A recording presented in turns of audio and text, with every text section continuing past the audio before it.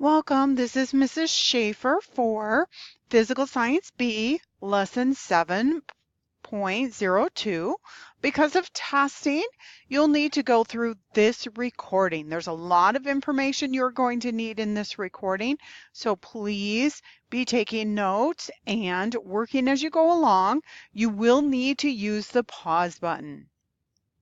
To help you get started, we need to make sure that we understand some main ideas that we have already covered. And one of those is, how many electrons do most elements have to have in their outer shell? Say that answer right now. You might need to use that word well if you're struggling with this question. It should be in your head very quickly, responding with 8, which is option C. Motivational moment. Focus on being productive instead of busy.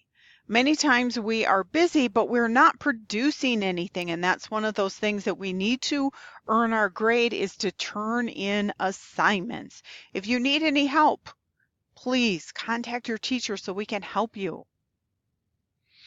Our I can statements for today are related to the valence electron. That's our warm-up, and knowing the number of electrons in the outer shell and how they react, along with tying that back into the periodic table and how to read the periodic table. You will know that you are mastering or are mastering these ideas if you get 80% on your practice quizzes and also on your graded weekly quizzes, along with getting 70% or higher on your tests. You'll find the review sheet in your course will help you compile notes and focus on key ideas. Really recommend that you go in to the Unit 5, which covers Chapter 7, 8, and 9. Open up and click on Chapter 7, Bonds. And when you do that, you'll open up and see each of these lessons, find the review down at the bottom when it's due, and then you can click on that, download it as a Word document, and place your answers on there. You'll also see that there's Quizlet help right in the course that could help you answer the review sheet questions also along with the word wall. All right, so I want to review this idea of what are valence electrons. You'll find this in your 702 reading on page 3. Make sure to put that answer on your study guide for question 2. We've talked about that in our previous sections, and we have also talking about it today. It's on the word wall. So we have this idea of valence electrons, that outer shell. This is where those chemical reactions occur. It's really, really important to a chemist to know about those valence electrons and how they will react. And to help us show the electron shell, we use what's called the Lewis dot diagram.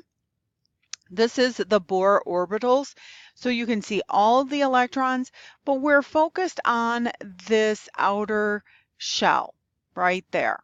So what we do is we take that outer shell, we'll translate that over into this idea of, we'll write the symbol in the center, and then we'll place a dot for each of the electrons in the outer shell. So 1, 2, 3, 4, 5, 6, 7. So we see 7 valence electrons.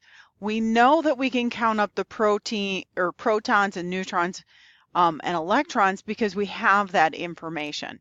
We have it because of the atomic number. We know that it's 17. We also know that the atomic mass is the number of protons plus neutrons.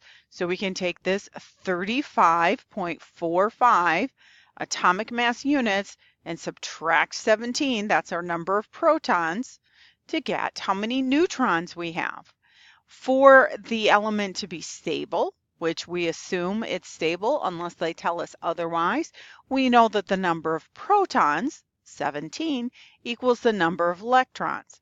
And then we count the outer shell and we have 7 valence electrons. So we have 17 protons, 18 neutrons, which is 35.45, subtract 17, 17 electrons, and 7 valence electrons. Remember that isotopes mean that they have the same number of protons and electrons, but a different number of neutrons.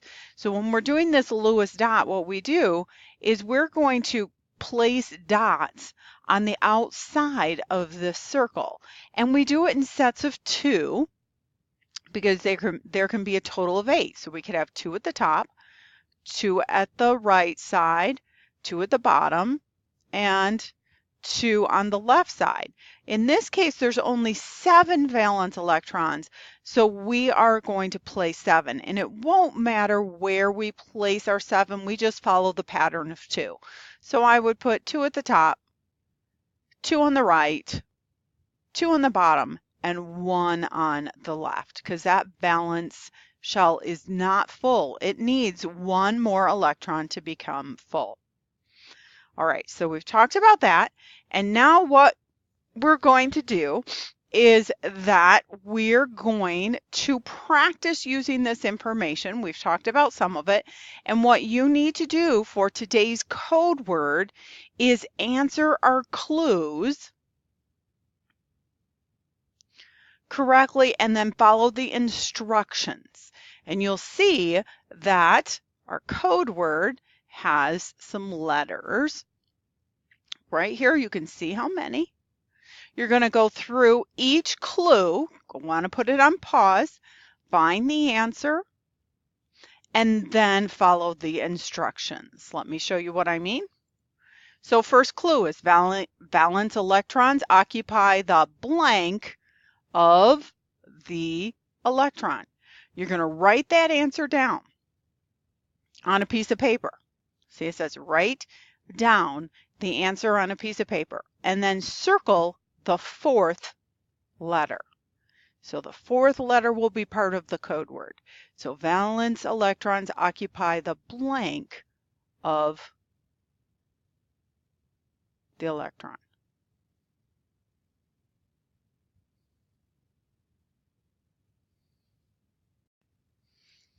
To help you, you might need to use this idea. That's a great hint. We know that the electrons form a cloud around the nucleus, and we want to use that information to help us. Clue 2 goes to our study guide review sheet, number 7. What does ionization energy refer to? What is an example of an element with high ionization energy? So you'll need to go in to your 7.02 reading. You'll see that this is on page 8 of 11. You'll see the same information. You'll want to go through and read that if it's too small on this screen. And then you'll go to the next page because that's what it tells you to do. And it says, be sure to add to your notes about ionization energy patterns in the periodic table. And then again, next page.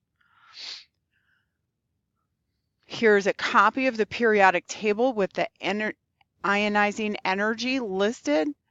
It says, which element has more activation energy, fluorine or calcium? Write down the word on a piece of paper for clue 2 and then circle the 6th letter. When you're ready,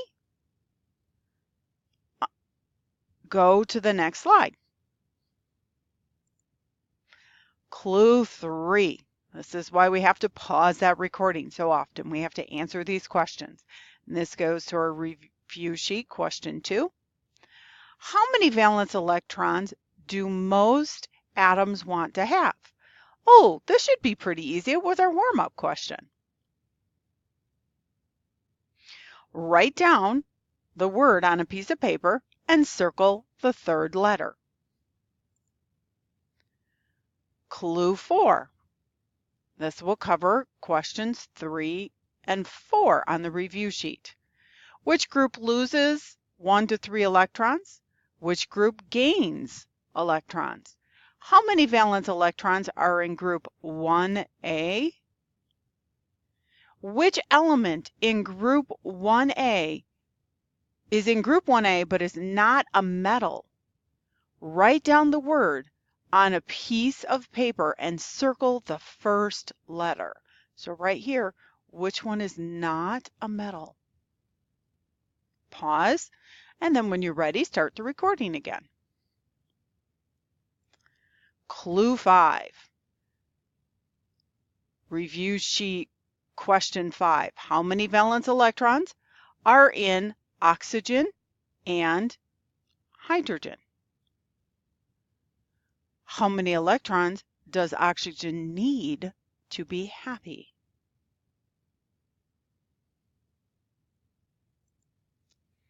Study the following Bohr model of sulfur.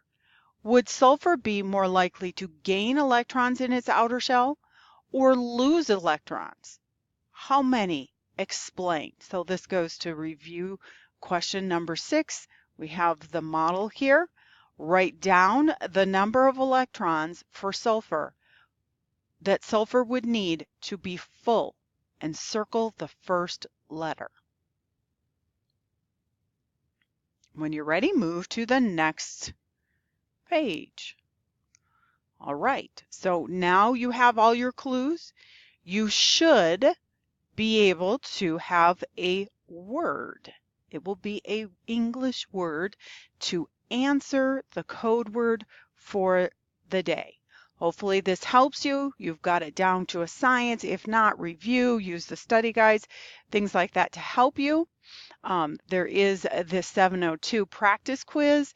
We'll be doing 703 tomorrow. Be sure to complete any later missing work and all those grades below 60%. We're running out of time before the semester ends.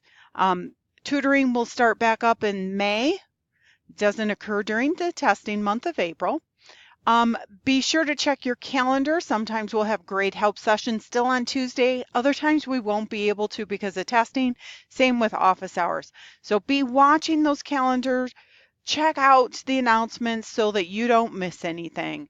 Remember, your code word for the day is in the activity. So you're creating your own code word. If you have any questions or concerns, please let me know. You can watch this video more than once, go back, pause, whatever you need to help you go through this material. Have a great day, and we will see you next time.